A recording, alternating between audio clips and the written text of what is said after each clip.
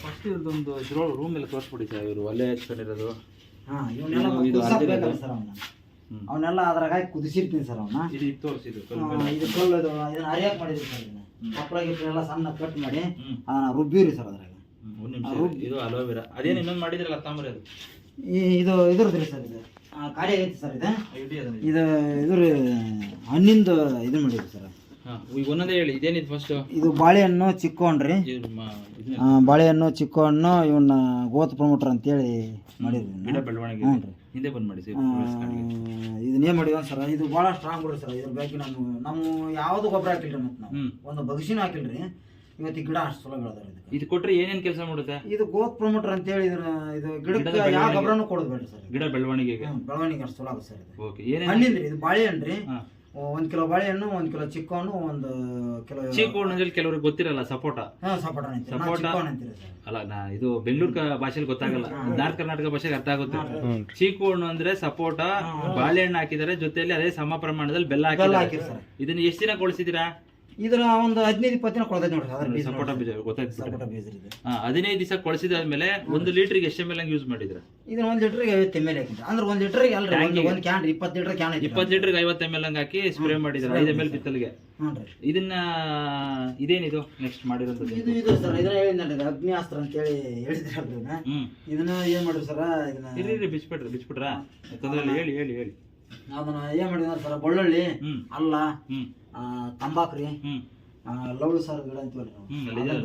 1 5 kg ಬೇವಿನ ತಪ್ಪಲ್ರಿ, ಪಪ್ಪಾಸಿ ತಪ್ಪಲ, ಔಡ್ಲ ತಪ್ಪಲ, ಈ ಮದಗುನ್ಕಿ ತಪ್ಪಲ, ಬೆಳಗೊಳಕಿ ತಪ್ಪಲ್ರಿ. ನೀವು ಅದ ಇದು ದತ್ತೂರಿ ಅಂತೀರಲ್ಲ ಅದನ್ರಿ ಎಲ್ಲವೂ ಇದ್ರಾಗ ಹಾಕಿ ಜಜ್ಜಿರಿ ಸರ್. ಕಲ್ ಮೇಲೆ ಜಜ್ಜಿ ಅದನ್ನ ಒಂದು 2-3 ತಾಸು ಕುದಿಸಿರಿ ಸರ್. 2-3 ತಾಸು ಕುದಿಸ್ತಾರ. ಆಕಳ ಗೋಮೂತ್ರದಾಗ ಗೋಮೂತ್ರ ಗೋಮೂತ್ರ ಕುದಿಸಿರ್ತೀವಿ ಸರ್ ನಾವು. ಇದ್ರ ಕುದಿಸ್ಬಿಟ್ರೆ ಸರ್ ಯಾರ ರೋಗನ ಬರಲ್ ಬಿಡ್ರಿ ಸರ್. ನೋಡ್ರಿ ಇದು ಇದೇನ ಏನಂತ ರೆಡಿ ಮಾಡಿದ್ರ ನೀವು? ಅಗ್ನಿಯಾಸ್ತ್ರ ಅಂತ. ಅಗ್ನಿಯಾಸ್ತ್ರ ರೆಡಿ ಮಾಡ್ಕೊಂಡಿದ್ದಾರೆ ರೈತರು. ಇದೇನೇನ್ ಕೆಲಸ ಮಾಡ್ತದೆ?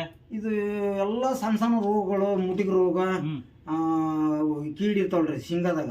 ನೋಡಿ ರೈತರು, ಇವರು ಏನು ತಿಳುವಳಿಕೆ ಇಲ್ದಾರ ಅಂತ ರೈತರು. ಪಾಪ ಇವ್ರಿಗೆ ಯಾವ್ದೇ ತರ ನಾಲೆಡ್ಜ್ ಇಲ್ಲ. ಇವ್ರಿಗೆ ಸರಿಯಾದ ಎಕ್ಸ್ಪ್ಲೇಷನ್ ಮಾಡಕ್ ಗೊತ್ತಿಲ್ಲ. ಪಾಪ ಅವ್ರು ತಿಳಿದಿರೋ ಭಾಷೆಯಲ್ಲಿ ಹೇಳಿದ್ದಾರೆ. ಮುಟ್ಟು ರೋಗ, ಕೀಡಿ ಅಂತ ಹೇಳಿದ್ದಾರೆ.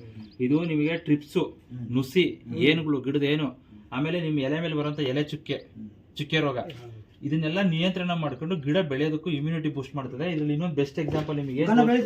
ಒಂದ್ ನಿಮಿಷ. ಮತ್ತೆ ಗೊಂಜಾಳಕ್ಕೂ ಇದನ್ನ ಹಾಕಿನ್ರ, ಶೇಂಗಾಕ್ಕೂ ಇದನ್ನ ಹಾಕಿ ಸ್ಪ್ರೇ ಮಾಡಿದ್ರೆ ಗೊಂಜಾಳದ ಸೈನಿಕ ಹುಳ ಅಂತ ಬರ್ತದಲ್ಲ, ಸ್ಪ್ರೇ ಮಾಡ್ಕೊಂಡಿದ್ದಾರೆ ಇವರು. ನೋಡ್ರಿ, ಇದು ಬಾಟ್ಲ್ ಶೇಪ್ ಚೇಂಜ್ ಆಗಿದೆ. ನೀವು ಎಣ್ಣೆ ಟಿನ್ ನೋಡ್ರೆ ಫ್ಲಾಟ್ ಇರ್ತದೆ. ಯಾಕೆ ಶೇಪ್ ಚೇಂಜ್ ಆಗಿದೆ ಅಂದ್ರೆ ಇದ್ರೊಳಗಡೆ ಕೆಲವೊಂದು ಬ್ಯಾಕ್ಟೀರಿಯಾ ಬೆಳವಣಿಗೆ ಆಗ್ತದೆ. ಆಯ್ತಾ? ಈಗ ಕೊರೋನಾ ಬಂದಾಗ ಹೆಂಗೆ ನಿಮಗೆ ಜೀವ ನಿರೋಧಕ ಇಂಜೆಕ್ಷನ್ ಕೊಟ್ಟಿರಲ್ಲ, ವ್ಯಾಕ್ಸಿನ್ ಹಾಕಿರಲ್ಲ, ಆತರ ಇದರಲ್ಲಿ ಕೆಲವೊಂದು ಬ್ಯಾಕ್ಟೀರಿಯಾ ಇರ್ತವೆ. ಆ ಬ್ಯಾಕ್ಟೀರಿಯಾಗಳು ಡೆವಲಪ್ಮೆಂಟ್ ಆದಾಗ ಇದು ಏರ್ ಔಟ್ ಮಾಡಿಲ್ಲ ಇವರು, ಗಾಳಿ ಅಡಕ್ ಬಿಟ್ಟಿಲ್ದಾಗ ಏನಾಗುತ್ತೆ, ಈ ತರ ಏರ್ ತುಂಬಿಕೊಂಡು ಅದು ಬೆಳವಣಿಗೆ ಜಾಸ್ತಿ ಆದಾಗ ಈ ಬಾಟ್ಲ್ ಶೇಪ್ ಚೇಂಜ್ ಆಗ್ತದೆ. ಸರಿನಾ? ಇದನ್ನ ಎಷ್ಟು ಲೀಟರ್ ಸ್ಪ್ರೇ ಮಾಡ್ತಾ ಇದೀರಾ? ಎಷ್ಟು ml ಹಂಗ ಹಾಕ್ತಾ ಇದೀರಾ? ಒಂದು 20 ಲೀಟರ್ ಕ್ಯಾನ್ ಐತಿ ನಮ್ದು. ಅದಕ್ಕೆ 50 ml ಸೇಮ್ ಎಲ್ಲ 50 ml ಹಾಕ್ತಿದ್ದೀರಾ? ಎಷ್ಟು ದಿನಕ್ಕೊಂದ್ಸಲ ಸ್ಪ್ರೇ ಮಾಡ್ತಿದ್ದೀರಾ? 10 ದಿನಕ್ಕೊಮ್ಮೆ ಮಾಡ್ತೀವಿ. ಶೇಂಗಾಕ್ ಮಾತ್ರ ಒಮ್ಮೆ ಮಾಡಿದ್ರಿ. ಇಲ್ಲಿವರೆಗೆ ಏನೋ ಬಂದಿಲ್ರಿ. ಶೇಂಗಾಕ ಗೊಂಜಾಳಕ್ಕ ಒಮ್ಮೆ ಮಾಡಿದ್ರಿ. ಇಲ್ಲಿವರೆಗೆ ಏನೋ ಬಂದಿಲ್ಲ. ಶೇಂಗಾದಲ್ಲಿ ಎಲೆ ಚುಕ್ಕೆ ಹುಳ ಏನು ಬಂದಿಲ್ಲ ಬಿಡಿ ಸರ್. ಏನು ಬಂದಿಲ್ಲ. ಇನ್ನೇನ್ ತಯಾರಿಸಿದ್ರಿ? ಈಗ ಇವು ಮೀನದು ಟ್ರೈನಿಂಗ್ ಮಾಡಿದ್ರಿ ಸರ್. ಮತ್ತೆ ತಾಮನಿ ಕಡೆ ಇದಾವಲ್ಲ ಸರ್, ಇವನ್ನ ನಾವು ಮೀನನ್ನ ಪಳೆ ಹಾಕ್ತಿವಿ ಸರ್. ಇದಕ್ಕಂತರೂ ಸಣ್ಣ ತ್ರಿಪ್ಸ್ ಅಂದ್ರೆ ಸಣ್ಣ ಹುಳ ಎಲಿ ಮಿಗಿರ್ತಾವಲ್ಲ, ಅದು ಸಹಿತ ಇರೋದು ಸರ್. ನೋಡ್ರಿ, ಇದು ಫಿಶ್ ಆಯಿಲ್ ಅಂತ ಮಾಡ್ಕೊಂಡಿದ್ದಾರೆ. ನಿಮ್ಮ ಇದರಲ್ಲಿ ಚಾಕ್ಲೇಟ್ ಅಂಗಡಿಗಳು ಸಿಗೋಂತ ಬಾಟ್ಲ್ ಅಂತ ಮಾಡಿದ್ದಾರೆ. ಎಷ್ಟಿಷ್ಟಕ್ಕೆ ಏನೇನು ಹಾಕಿದ್ರೆ? ಇದು ಬೆಲ್ಲ, ಮೀನು ಅಷ್ಟೇ ಇರುತ್ತೆ. ಈಗ 1 kg ಮೀನ್ ತಗೊಂಡ್ರೆ 1 kg ಬೆಲ್ಲ ಹಾಕಿ ಎಷ್ಟು ದಿನ ಮಾಡ್ತೀರಾ ಇದನ್ನ? ಒಂದು ತಿಂಗಳು ತನ. 1 ತಿಂಗಳಾದ್ಮೇಲೆ ಆಮೇಲೆ ಒಡೆಕ್ ಸ್ಪ್ರೇ ಮಾಡ್ತಿದ್ದೀರಾ. 1 ಲೀಟರ್ಗೆ 2 ml ಹಂಗೆ ಹಾಕಿ ಇದನ್ನ ಸ್ಪ್ರೇ ಮಾಡ್ತಿದ್ದೀರಾ. ಇದರಿಂದ ಗಿಡದ ಬೆಳವಣಿಗೆ, ಟ್ರಿಪ್ಸು ಮೈಟ್ಸು ಸಹ ಕಂಟ್ರೋಲ್ ಆಗಿ ಬರುತ್ತೆ. ಆಮೇಲೆ ಎಲೆ, ಕಾಯಿ ಶೈನಿಂಗ್ ಚೆನ್ನಾಗಿ ಬರುತ್ತೆ ಇದನ್ನ ಯೂಸ್ ಮಾಡ್ಕೊಳ್ಳೋದ್ರಿಂದ. ಇದು ನ್ಯಾಚುರಲ್ ಆಗಿ ನಿಮ್ಮಲ್ಲೇ ಸಿಗುವಂಥದ್ದು. ನೀವೇ ಮಾಡ್ಕೊಬೋದು ರೈತರೆ. ಸುಮ್ಮನೆ 4 ದಿನದಾಗನ ಆಗಲಿ ಬಾದ್ಲ ಆಗ್ಬಿಡ್ತೀರಿ ಗಿಡ.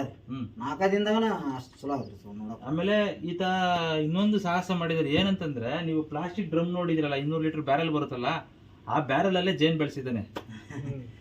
ನಾನೊಂದು ಕಾರ್ಯಕ್ರಮದಲ್ಲಿ ಫೋಟೋ ಐತೆ, ಬೇಕಾದ್ರೆ ನಿಮಗೆ ಫೋಟೋ ಅಪ್ಲೋಡ್ ಮಾಡ್ತೀನಿ ನೋಡಿ ವಿಡಿಯೋದಲ್ಲಿ. ಈತ ಏನು ಮಾಡಿಲ್ಲ, ಅದರಲ್ಲೆಲ್ಲ ಸಾವಯವ ಬಳಸಿ ಏನಾಗಿದೆ, ಆ ಡ್ರಮ್ಮಲ್ಲೇ ಬಂದು ಜೇನ್ ಕೂತ್ಬಿಟ್ಟಿದೆ. ಆ ಥರ ಜೇನ್ ಕಟ್ಟಿದೆ. ಅಂದ್ರೆ ಸಾವಯವಕ್ಕೆ ಅಷ್ಟು ಕೆಪಾಸಿಟಿ ಇದೆ. ದಯವಿಟ್ಟು ಸಾವಯವ ಬೆಳೆಸಿ. ಇನ್ನೇನೆಲ್ಲ ಇಷ್ಟಪಡ್ತೀರಾ ರೈತರು ನೀವು?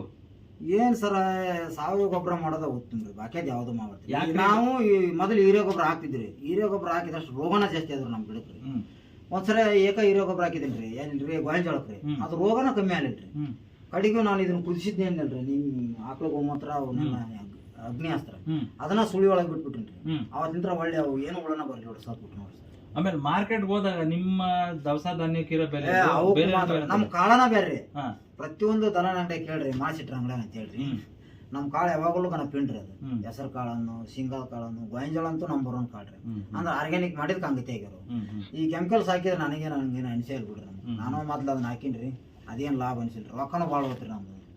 ಈಗ ನಾ 1 ವರ್ಷ ದಳಂಬ್ರಿ ಬೆಳೆಸಿನಲ್ರಿ ಒಂದು 15,000 ರೂಪಾಯಿ ಖರ್ಚು ಐತಿ ನೋಡ್ರಿ 1 ವರ್ಷಕ್ಕೆ. ಏನ್ ಖರ್ಚು ಮಾಡ್ರಿ 15,000? ಏನಿಲ್ರಿ ಬೆಲ್ಲ ತರ್ತೀವಲ್ಲ ಅದೊಂದು ಖರ್ಚು ರೀ, ಮೀನಾ ತರ್ತೀವಲ್ಲ ಅದೊಂದು ಖರ್ಚು, ಉಳ್ಕೆದ್ ಏನ ಖರ್ಚಿಲ್ರಿ ನೋಡ್ರಿ. ಇವ್ರು 15,000 ರೂಪಾಯಲ್ಲಿ ಒಂದೂವರೆ ವರ್ಷದ ಗಿಡ ಬೆಳೆಸ್ಕೊಂಡಿದ್ದಾರೆ. ಯಾವ್ದೇ ತರ ರಾಸಾಯನಿಕಗಳು ಇದುವರೆಗೂ ಸ್ಪ್ರೇ ಮಾಡಿಲ್ಲ. ನೀವು ಇಷ್ಟೊತ್ತಿಗೆ M45 ಒಂದು 3 ಗಾಡಿ ತಿಪ್ಪಿ ಗೊಬ್ಬರ ಅಂತ ತಂದಿದ್ದಾರೆ. ಇನ್ನು ಬಿಟ್ಟು ಯಾವ್ದೇ ತರ ರಾಸಾಯನಿಕ ಗೊಬ್ಬರ ಕೊಟ್ಟಿಲ್ಲ.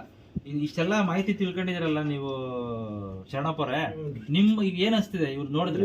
ಮಾಡಿದ್ರು ಉತ್ತಮ ಅಂತ ನಮ್ಗೆ ಅನ್ಸುತ್ತೆ. ಚಲೋ ಅನ್ಸ್ತದ ನಿಮ್ಗೆ? ಮಾಡ್ಬೋದು ಅನ್ಸ್ತದ? ನಿಮ್ ಕಟ್ಗೆ ಇರೋದಕ್ಕೂ ಅಂದ್ರೆ ನಿಮ್ ಗಿಡದ ಬುಡ ಇರೋದಕ್ಕೂ ಇದ್ರ ಬುಡ ಇರೋದಕ್ಕೂ ಏನೋ ಡಿಫ್ರೆನ್ಸ್ ಆಗಿದ್ಯಾ? ವ್ಯತ್ಯಾಸ ಆಗಿದೆ. ನಮ್ಮೆಲ್ಲ ಕಪ್ಪು ಬಂದ್ಬಿಟ್ಟಿದೆ, ಅದು ಕತ್ರಿ ಗಿತ್ರಿ ಅವಾಗ ನಮ್ಗೆ ಸ್ಟಾರ್ಟಿಂಗ್ ಒಳಗೆ ಅದು ನೀರು ಒಂದು ಬಡ್ಡಿಗೆ ಬೀಳೋದ್ರಿಂದ ಹಿಂಗಾಗಿ ಕೆಲವೊಂದಿಷ್ಟು ತೊಂದರೆಗಳು ನೋಡಿ. ಆಮೇಲೆ ನೀವು ದಾಳಿಂಬೆ ಆಗಿ ಹಚ್ಚಿದ ಮೇಲೆ ಡೈರೆಕ್ಟ್ ಯಾರು ಬಡ್ಡೆಗೆ ನೀರು ಕೊಡಬಾರ್ದು. ಹೌದ್ರಿ, ಅದು ನೀರು ಕಮ್ಮಿ ಕೇಳುತ್ತೆ. ನೀರು ದೂರ ಇದ್ರೂ ರೂಟ್ನ ಡೆವಲಪ್ಮೆಂಟ್ ಮಾಡ್ಕೊಂಡು ಅದೇ ನೀರು ತಗೊಳುತ್ತೆ. ಇದೊಂದು ಮಾಹಿತಿ ತಿಳ್ಕೊಳ್ಳಿ, ಗೊತ್ತಿದ್ದವ್ರು ಕರೆ ಮಾಡಿ. ಆಮೇಲೆ ಈ ಮುಖಾಂತರ ಇನ್ನೊಂದು ತಿಳಿಸೋದೇನಂತಂದ್ರೆ, ನಿಮ್ಮ ಮಗವ್ರು ಬಂದ ನಿಮ್ಗೆ ಏನು ಅನಿಸ್ತು ಸರ್? ಈಗ ನೀವು ದಾಳಿಂಬೆ ಪಡ ನೋಡಿದ್ರಲ್ಲ, ನಿಮ್ಮ ಪ್ಲಾಟ್ಗೂ ಈ ಪ್ಲಾಟ್ಗೆ ಏನಿಸ್ತು? ಇದು ಆರ್ಗ್ಯಾನಿಕ್ ಮಾಡಿರೋದ್ರಿಂದ ಗಿಡ ಚೆನ್ನಾಗಿದಾವ್ರಿ ಸರ್. ಗಿಡ ಚೆನ್ನಾಗಿದೆ. ನಮ್ಗೆಲ್ಲ ಎಲೆ ಎಲ್ಲ ತಿಳುವದವ್ರಿ, ಭಾಳ ತಿಳುವದವ್ರಿ. ಹಂಗಾಗಿ ರೋಗನ ತಡ್ಕೊಳ್ಳೋ ಶಕ್ತಿ ಇಲ್ರಿ ಗಿಡಕ್ಕೆ. ಇವು ತಡ್ಕೊಂತ ಅನ್ಸುತ್ತೆ ರೀ ನಮಗೆ. ಅಲ್ಲ, ಈ ಗಿಡದ ಕಟ್ಗೆಗೂ ಅಥವಾ ಗಿಡದ ಸ್ಟೆಮ್ ಎಲ್ಲ ಜಾಸ್ತಿ ಡೆವಲಪ್ ಆಗ್ಯಾವ್ರಿ. ಈ ಗಿಡ ಮುಳ್ಳೆಲ್ಲ ಚೆನ್ನಾಗಿ ಬಲ್ತಿದ್ಯಾ ಇದ್ರಲ್ಲೇ? ಹೊಳ್ಳಿ ಇದ್ರಾಗ 4 ಕಾಯಿ ಕುಂದರ್ಸಿದ್ರು ಸೈಜ್ ಬರ್ತೀರಿ. ನಮ್ಮೆಲ್ಲ ಬರಂಗಿಲ್ಲ. ಸೈಜ್ 280 ಲಾಸ್ಟ್ ಆಗ್ಯಾವ್ರಿ. ಒಂದು 300-400 ಗ್ರಾಮ್ ಮಟನು ಚಲೋ ಆಗಿ ಬರ್ತವೆ. ಈಗ ನೀವೀಗ ಇನ್ನು ಹೆಂಗ್ ಯುವ ರೈತರು ಇವಾಗ ನೀವು ಕೃಷಿ ಮಾಡ್ತಿದ್ದೀರಲ್ಲ, ಈಗ ಆ ಕೃಷಿ ಸರಿ ಅನಿಸ್ತದ, ಈ ಕೃಷಿ ಸರಿ ಅನಿಸ್ತಿದ್ಯಾ? ಇದೇ ಚೆನ್ನಾಗಿ ಅನಿಸುತ್ತೆ, ಚಲೋ ಅನಿಸ್ತಿದೆ ಇದೇನೆ. ಬನ್ನಿ ಇಲ್ಲಿ ನೋಡಿ, ಇವರು ಏನು ಕೊಡ್ದೇನೆ ಈ ಹೂಗಳೆಲ್ಲ ಬಂದಿದೆಯಲ್ಲ, ಆ ಗಿಡ ಬನ್ನಿ, ಆ ಗಿಡಕ್ಕೆ ಬನ್ನಿ ನೋಡಿ. ಇಲ್ಲಿ ಇವ್ರೇನು ರಾಸಾಯನಿಕ ಬಳಸೇ ಇಲ್ಲ, ಆದ್ರೂ ಇಷ್ಟೆಲ್ಲ ನ್ಯಾಚುರಲ್ ಆಗಿ ಹೂವು ಬಂದಿದೆ, ಕಾಣ್ತಿದ್ಯಲ್ಲ? ಈ ಹೂವಕ್ಕೂ ನಿಮ್ಮ ತೋಟದಲ್ಲಿರೋ ಹೂವಕ್ಕೆ ಏನು ಡಿಫ್ರೆನ್ಸ್ ಇದೆ? ನಮ್ಮೆಲ್ಲ ಸಣ್ಣ ಸಣ್ಣ ದುಂಡಗದವ್ರಿ. ಇವೆಲ್ಲ ಒಂಚೂರು ಲೆಂತ್ ಅದಾವ್ರಿ, ಉದ್ದ ಜಾಸ್ತಿ ಅದಾವ್ರಿ. ಇವೆಲ್ಲ ಸೈಜ್ ಬರ್ತಾವ್ರಿ. ಮುಂದೆ ಉದ್ದ ಇದ್ರೆ ಲೆಂತ್ ಬರುತ್ತೆ ನೋಡಿ.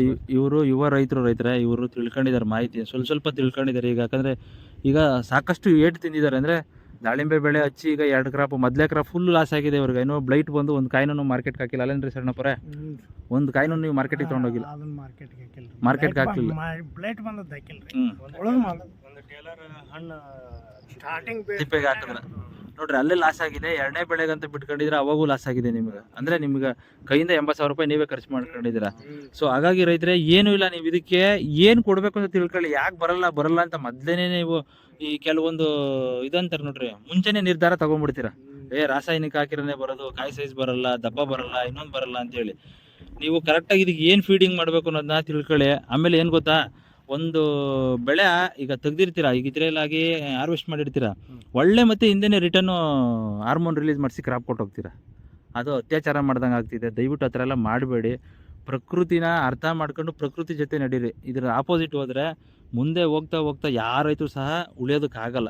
ಇದಾಗೆ ಅವನತಿಗೆ ಮುನ್ಸೂಚನೆಗಳು ತೋರಿಸ್ತಾ ಇದೆ. ಇನ್ನೂ ಅರ್ಥ ಮಾಡ್ಕೊತಿಲ್ಲ ನೀವು ಅಗ್ರಿಕಲ್ಚರ್ನ. ದಯವಿಟ್ಟು ಅಗ್ರಿಕಲ್ಚರ್ನ ಅರ್ಥ ಮಾಡ್ಕೊಂಡು ಮುಂದುವರಿಸಿ ಅಂತ ಹೇಳ್ತಿದ್ದೀನಿ. ಇನ್ನೇನ ಹೇಳ್ಬೇಕು ಅನಿಸ್ತಿದ್ಯಾ ನಿಮಗೆ, ಬೇರೆ ರೈತರಿಗೆ ಅರ್ಥ ಆಗೋಂಥದ್ದು? ನೀವು ಏನು ಸರ್, ಹೊಲ್ದಂಗೆ ಕಸ ತೆಗೆದ್ರೆ ಎಲ್ಲಿ ಬದಿಗೆ ಹಾಕ್ಬಿಡ್ತಾರೆ, ಅಲ್ಲೇ ಹಾಕ್ಬೇಕು ನೋಡ್ರಿ ಸರ್, ಅದ ಒಂದು ಇಂಪಾರ್ಟೆಂಟ್. Very good. ಆಮೇಲೆ ನೋಡ್ರಿ, ಈಗ ಇವ್ರು ಜ್ಞಾಪನಿಸಿದೊಂದು ತುಂಬ ಹೆಲ್ಪ್ ಆಯ್ತು ನಮ್ಮ ಮಲ್ಲಪ್ಪ ಅವ್ರು ಜ್ಞಾಪನಿಸಿದ್ಕ.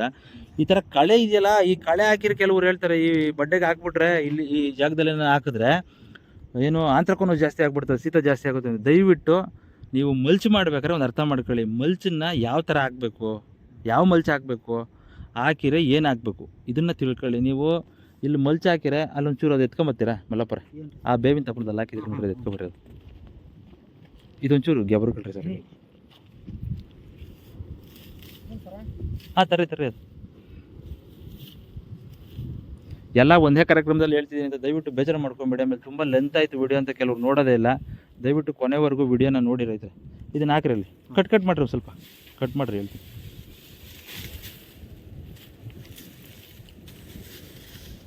ಅದೊಂದು ಸ್ವಲ್ಪ ಎತ್ಕೊಳ್ಳಿ ಸಾಕು. ಹಿಂಗೆ ಅಡ್ಡ ಹಾಕ್ರಿ. ಇಟ್ಕೊಳ್ಳಿ ಸರ್ ಹಿಂಗೆ. ಕಸ ತಗೊಳ್ರಿ ಸರ್. ನೋಡಿ ರೈತರೆ, ಇದು ಮಲ್ಚ್ ಮಾಡೋದನ್ನು ತೋರಿಸ್ತಾ ಇದ್ದೀನಿ. ಲೈವ್ ಮಲ್ಚ್ ಹೆಂಗೆ ನೀವು ಮಾಡಬೇಕು ಅಂತಂದರೆ, ಈ ಥರ ಕಟ್ಗೆ ಇರೋಂಥದ್ದು, ಸ್ವಲ್ಪ ದಪ್ಪ ಕಟ್ಗೆ, ಈ ಥರ ದಪ್ಪ ಕಟ್ಗೆ ಅಂತ ತೊಗೊಂಡು ಕೆಳಗಡೆ ಹಾಕಿ ಅದ್ರ ಮೇಲೆ ಇದನ್ನು ಹಿಂಗೆ ಹಾಕಿ, ಈ ಥರ ಹಾಕಿ. ಈ ಕಟ್ಗೆ ಏನಾಗುತ್ತೆ ಅಂದರೆ ತಡೆಯುತ್ತೆ ಭೂಮಿಯಿಂದ. ನೋಡಿ ಇಲ್ಲಿ ಕಾಣುತ್ತಲ್ಲ, ನಿಮ್ಗೆ ಕ್ಲಿಯರಾಗಿ ತೋರಿಸಿ ನೋಡಿ. ಇದು ತಡೆದಾಗ ಏನಾಗುತ್ತೆ ಅಂದರೆ ಇಲ್ಲಿ ಗಾಳಿ ಪಾಸ್ ಆಗ್ತದೆ. ನಿಮಗೆ ಗಾಳಿ ಪಾಸ್ ಆಗಿದಾಗ ಏನಾಗ್ತದೆ, ಈಗ ಬೇರಿಗೆ ಬೇಕಾಗಿರೋ ಗಾಳಿ ಮತ್ತು ಭೂಮಿ ಬೇಕಾಗಿರೋಂಥ ಬಿಸಿಲು ನೇರವಾಗಿ ಬೀಳುತ್ತೆ. ಅಂದರೆ ಇದ್ರಲ್ಲಿ ತಡೆದು ಎಷ್ಟು ಪರ್ಸೆಂಟು ಕೆಳಗಡೆ ಹೋಗ್ಬೇಕು, 50% ಮಾತ್ರ ಕೆಳಗಡೆ ಬೀಳುತ್ತೆ. ಅವಾಗ ಭೂಮಿನೂ ಬರ್ಡನ್ ಆಗಲ್ಲ, ನೀವು ಕೊಟ್ಟಿರೋ ಪೋಷಕಾಂಶನೂ ಹಾಳಾಗಲ್ಲ, ಮತ್ತು ಯಾವುದೇ ಕಾರಣಕ್ಕೂ ವಾಟರ್ ಲಾಗಿನ್ ಆಗಲ್ಲ. ಎಷ್ಟೇ ಮಳೆ ನೀರು ಕೊಟ್ಟರು ಭೂಮಿ ಕುಡ್ಕೊಳ್ಳುತ್ತೆ, ಮತ್ತು ಇದಕ್ಕೆ ಯಾವುದೇ ಕಾರಣಕ್ಕೂ ಶೀತ ಆಗಲ್ಲ. ಇದನ್ನು ಅರ್ಥ ಮಾಡ್ಕೊಳ್ಳಿ. ಮಲ್ಚಿಂಗ್ ಹಾಕಿ ಅಂತ ಹೇಳಿದ್ರೆ ನೀವು ಫುಲ್ ಡೆಡ್ ಮಲ್ಚ್ ಮಾಡಬೇಡಿ. ಈ ಥರ ಫಸ್ಟು ಕಟ್ಗೆ ಇರೋದು ಅಥವಾ ಹಿಂಗೆ ಆಪೋಸಿಟು ಬಿಡಿ.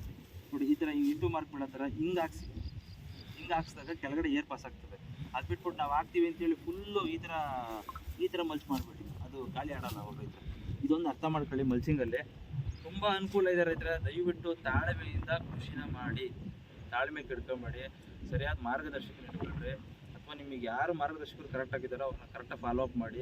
ಇಲ್ಲ ನೀವೇ ಏನೇನು ಪ್ರಯೋಗ ಮಾಡ್ತಿದ್ದೀರೋ ಅದನ್ನು ಕೂತು ಅರ್ಥ ಮಾಡ್ಕೊಳ್ಳಿ. ಈಗ ಇದನ್ನು ಸ್ಪ್ರೇ ಮಾಡಿದ ಒಂದು ಫಿಶ್ ಆಯಿಲ್ನ ಸ್ಪ್ರೇ ಮಾಡಿದ್ಮೇಲೆ ಏನಾಗ್ತದೆ, ಗಿಡ ಶೈನಿಂಗ್ ಬಂತ, ಕಾಯಿ ಶೈನಿಂಗ್ ಬಂತ, ನುಸಿ ಸತ್ತದ ಅಥವಾ ಟ್ರಿಪ್ಸ್ ಹತ್ತದ, ಇದು ಏನು ಅಂತ ನೀವು ಐಡೆಂಟಿಫೈ ಮಾಡಬೇಕು. ಎಲ್ಲೋ ಇರೋರನ್ನ 100 ಸತಿ ಕೇಳೋದಕ್ಕಿಂತ ನೀವೇ ಸ್ವಂತ ಒಂದೊಂದು ಗಿಡಕ್ಕೆ ಮಾಡಿ ಅದ್ರದ್ದು ರಿಸಲ್ಟ್ ನೀವೇ ಕಣ್ಣಾರ ನೋಡಿದಾಗ ನಿಮ್ಗೆ ಅರ್ಥ ಆಗ್ತದೆ.